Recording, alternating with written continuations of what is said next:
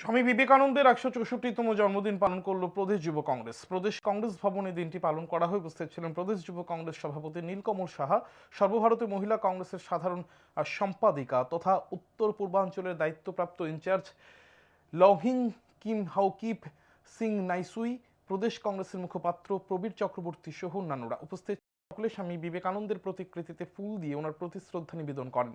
প্রদেশ যুব কংগ্রেস সভাপতি নীলকমল সাহা জানান, ১২ জানুয়ারি স্বামী বিবেকানন্দের জন্মদিন।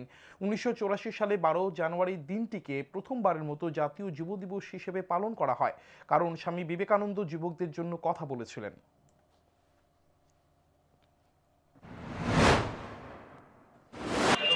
যুব দিবস হিসাবে এই জন্য আমরা পালন করি, কারণ মহাত্মা গান্ধীজির মতনই স্বামী বিবেকানন্দ ছিলেন দেশপ্রেমিক এবং উনি দেশের যুবকদের স্বার্থে নানান আওয়াজ এবং নারা উঠিয়েছিল।